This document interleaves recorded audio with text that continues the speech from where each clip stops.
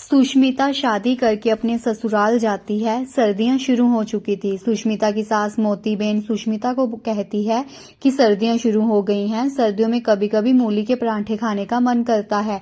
सुष्मिता कहती है कि ये कैसी बात कर दी माँ आपने, मैं अभी मोहित से मंगवा लेती हूँ, वे बाजार जाकर ले आएगा। तो सुष्मिता कहती है कि मोहित तो चला गया काम पर। तो सुष्मिता कहती है कि मैं मोहित को फोन करके बोल देती हूँ कि आते हुए मूली खरीद लाए।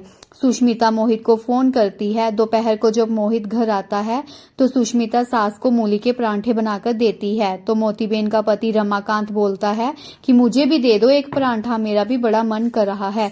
सुष्मिता कहती है कि मैं अभी लेके आई बाबूजी। सुष्मिता की सास बोलती है कि बहू मूली अगर बच गई है तो मेरे लिए सुबह भी मूली के ही परांठे बना देना। सुष्मिता कहती है कि ठीक है माँ। सुष्मिता की मौसी सुष्मिता के नजदीक ही रहती थी। एक दिन वे सुष्मिता से मिलने घर आती है तो मोतीबेन बोलती है, बहन जी अब तो सर्दियां शुरू हो गई हैं, आपने सब्जी तो लगाई होगी खेतों में। तो सुष्मिता की मौसी बोलती है, हाँ बहन जी सब्जी तो इस बार कम ही लगाई है, इस बार हमने सोचा कि चलो मूली लगा लेते हैं, घर के लिए भी हो जाएगी। इतने में सुष्मिता कहती है, मासी जी मेरी सास को बहुत पसंद है मूली, वे मूली के परांठे बहुत खुश होकर खाती हैं। तो सुष्मिता की मौसी बोलती है कि अच्छा तो फिर जब मैं अगली बार सुष्मिता से मिलने आऊंगी तो मूली लेकर आऊंगी। तो मोतीबेन बोलती है कि नहीं नहीं ऐसी कोई बात नहीं है, ये तो ऐसे ही मजाक कर रही है, ऐसे कभी कभी मन कर जाता है खाने का। तो सुष्मिता की मौसी बोलती है, कोई नहीं बहन जी मैं ले आऊंगी। इतना कहकर वे अपने घर चली जाती है। थोड़े दिन बीत जाने पर सुष्मिता की मौसी दोबारा आती है और ढेर सारी मूली ले आती है। मोतीबेन देखकर हैरान हो जाती है और बोलती है कि बहन जी इतनी क्या करनी थी। तो सुष्मिता की मौसी बोलती है कि बहन जी मूली कहाँ खराब होती है, इसकी चाहे आप सब्जी बना लो, चाहे अचार डाल लो या फिर परांठे बना लो। तो सुष्मिता मूली उठाकर रसोई में ले जाती है। मौसी के चले जाने के बाद मोतीबेन सुष्मिता को कहती है, बहू इतनी मूली का अब क्या करना है। तो सुष्मिता कहती है, माँ मैं आपको आज मूली की सब्जी बना देती हूँ। सुष्मिता मूली की सब्जी बना देती है और साथ में मूली का हलवा बना देती है। सुष्मिता के सास ससुर दोनों बोलते हैं कि सुष्मिता सब्जी तो ठीक थी पर ये मूली का हलवा तो कभी खाया ही नहीं। तो सुष्मिता कहती है कि माँ बहुत स्वाद बना है, आप खाकर तो देखिए। फिर सुष्मिता सबको परोस कर देती है। अगले दिन वे सुबह मूली के परांठे बना देती है।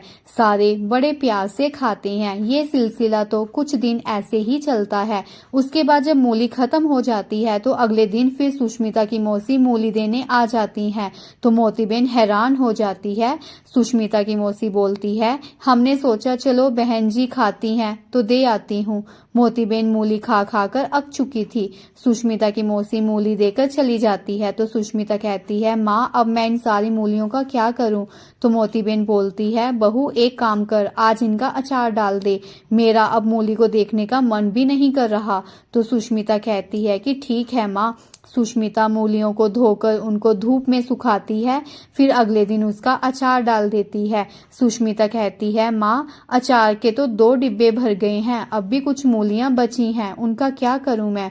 तो मोतीबेन बोलती है कि कल फिर से सुबह परांठे बना देना, बस मैं कल ही खाऊंगी उसके बाद नहीं। तो सुष्मिता कहती है कि ठीक है माँ। सुष्मिता का ससुर मोतीबेन को बोलते हैं, पूरे घर में मूलियों की स्मेल आ रही है, बहू को भी नहीं बोलना चाहिए था कि तुम्हें मूली पसंद है, अब तुम्हारे कारण हम भी भुगत रहे हैं।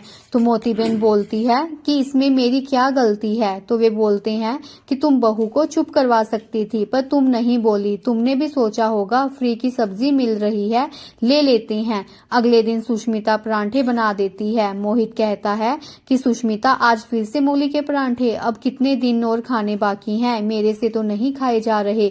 तो सुष्मिता कहती है कि आप ऐसा करो अपने दोस्तों को भी मूली दे दो। मोहित कहता है कि ठीक है तुम लिफाफे में डाल दो मैं दे दूंगा। सुष्मिता लिफाफे में मूलियां डाल देती हैं और मोहित लेकर चला जाता है। अगले दिन सुष्मिता की मौसी फिर से आ जाती है। तो मोतीबेन बोलती है कि बहन जी आप फिर से आ गए। तो सुष्मिता की मौसी बोलती है कि हाँ बहन जी मैंने सोचा चलो दे ही आऊं।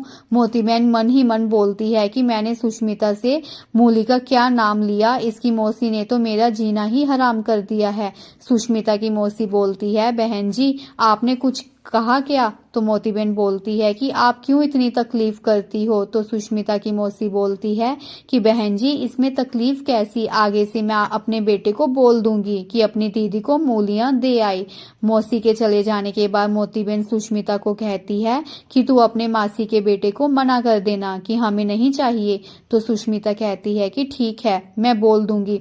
सुष्मिता अपने मासी के बेटे को फोन करती है और बोलती है कि अब हमें मूलियां नहीं चाहिए। कुछ दिन बीत जाने पर मोती बहन सुष्मिता को कहती है कि हमारा मूलियों से पीछा छूट गया, अब तो खा खा कर बुरी हालत हो रही थी। तो सुष्मिता का ससुर और मोहित भी कहता है कि हाँ भाई मूलियों से पीछा छूट गया। अब सुष्मिता रोज की तरह अलग अलग सब्जियां बनानी शुरू कर देती हैं।